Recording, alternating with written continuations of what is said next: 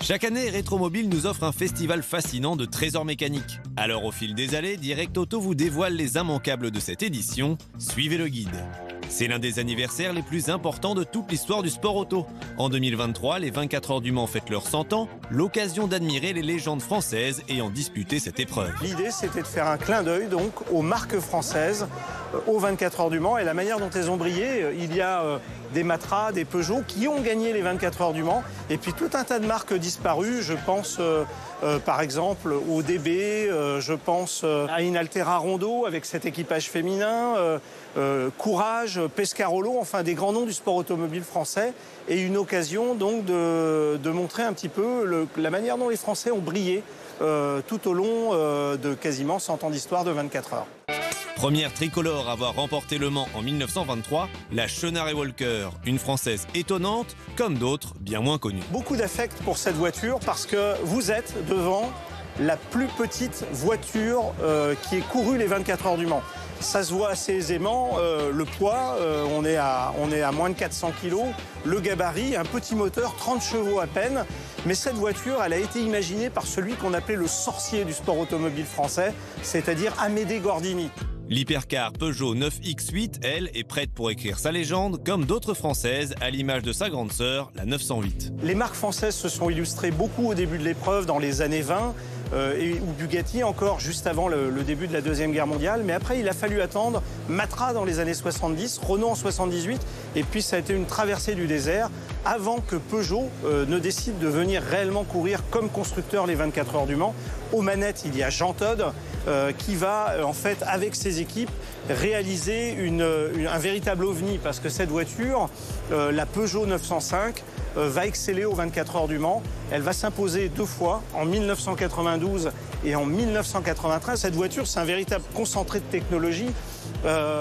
C'est Dassault qui a travaillé l'aérodynamique et la carrosserie de la voiture. On le voit, c'est une voiture qui a 30 ans, mais qui reste encore étonnamment moderne. Passé ces 30 ans, sous le capot, il y a un moteur 10 cylindres qui est quand même une architecture assez complexe et qui fait que finalement cette auto, quand on la regarde aujourd'hui, elle a encore beaucoup des archétypes des voitures modernes. Cette année, plusieurs constructeurs sont présents sur le salon. Et parmi eux, Renault, qui fait la part belle à une de ses légendes, la Twingo. On voulait vraiment lui souhaiter un très bon anniversaire parce que elle fait partie du patrimoine automobile français, elle fait partie de la vie des Français, toujours aujourd'hui. C'est une voiture qui est encore d'usage quotidien quasiment. Et on voulait la mettre à l'honneur parce que ces voitures, il y a un moment, elles sont tellement ancrées en nous qu'on ne les voit plus. On ne fait plus attention. Et donc on voulait les mettre vraiment en beauté, en lumière, pour qu'on se souvienne de l'émotion qu'on a eue la première fois qu'on les a vues. Moi, je m'en souviens très bien. C'était une présentation interne au sein de Renault. Avant la présentation publique, on n'avait jamais vu la voiture. On était quelques centaines réunis dans une salle et d'un seul coup, ils ont levé le drap qui recouvrait la voiture. Et je vous assure, tout le monde s'est levé, a applaudi et a crié de joie, de bonheur. On a compris, mais instantanément, qu'on avait en face de nous un ovni ou un orni qui allait devenir culte, mais immédiatement. Et ça a été le cas. Au total, près de 2,5 millions d'exemplaires de cette première génération se sont vendus, avec un catalogue très simple, un seul moteur essence et une carrière vécue essentiellement en France et en Amérique latine. Alors, le projet, en fait, la Twingo elle a une genèse très longue. À partir de 1973, Renault a commencé à réfléchir au remplacement de la 4L. Et c'était un projet qui s'appelait VBG, qui a traîné pendant des années, et en fait, on ne trouvait jamais l'équation économique.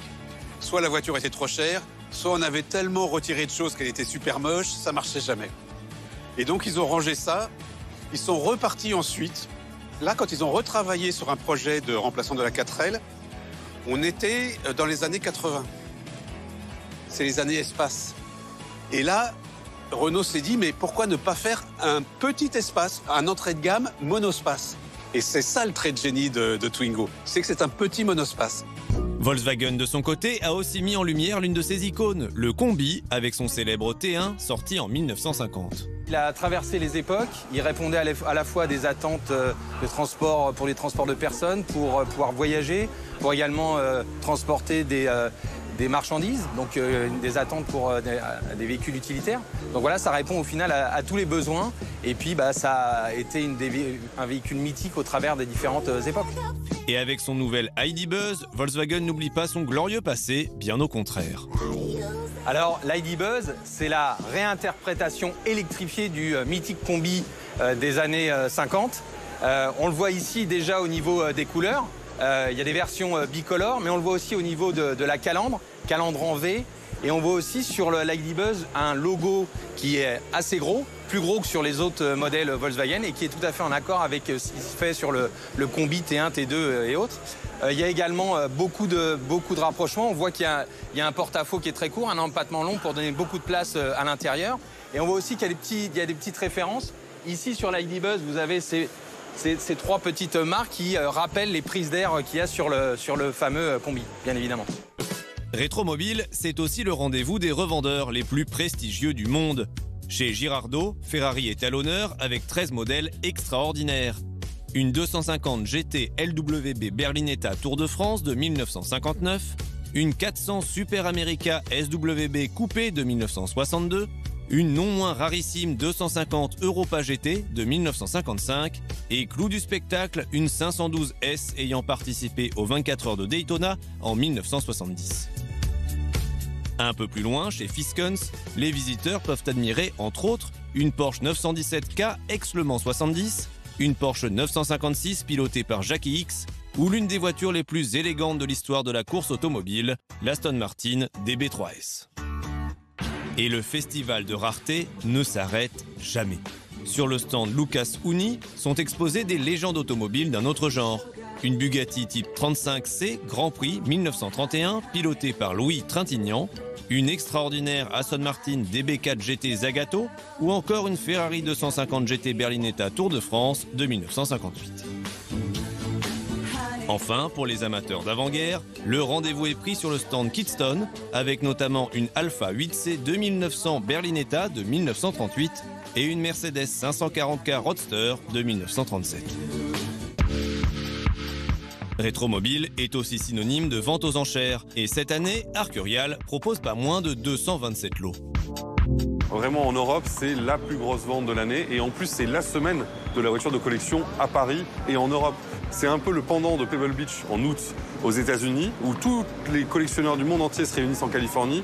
En début février à Paris, les Américains nous disent on vient à Paris et oui, c'est vrai que c'est une réunion de collectionneurs formidable, Rétromobile. Et la star de la vente, l'une des vedettes du salon, c'est elle, une Ferrari 250 LM construite à seulement 32 exemplaires et estimée à 25 millions d'euros. Les gens, quand ils parlent de Ferrari, souvent ils parlent de la 250 GTO. Mais pour moi, à titre personnel, en tout cas, la 250 LM est presque plus intéressante. Déjà parce qu'elle est plus rare que la GTO. Ensuite parce que c'est enfin Enzo Ferrari qui accepte de mettre les chevaux derrière la charrue. Avec la LM, il passe à une voiture à moteur central.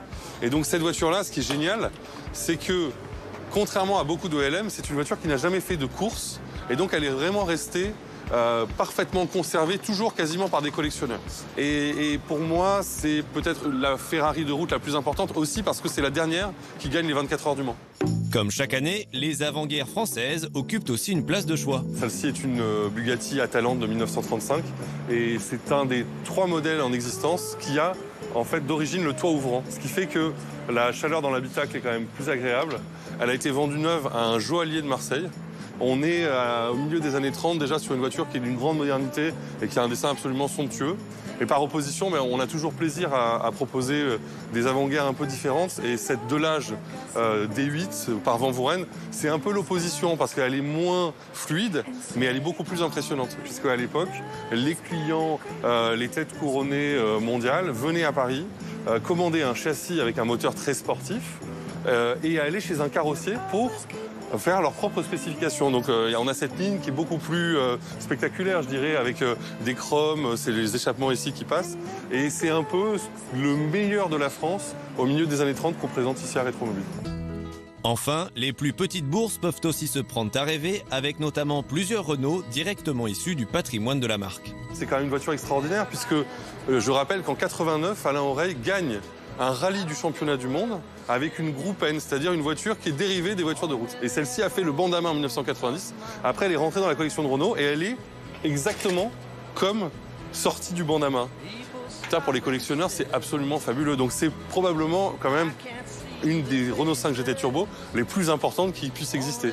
Mais dans Renault Icons, on a aussi bien la R8 Gordini de Jean Ragnotti qu'une Renault 25, mais pas n'importe quelle Renault 25, une V6 Turbo Baccarat, donc le top de la gamme à l'époque.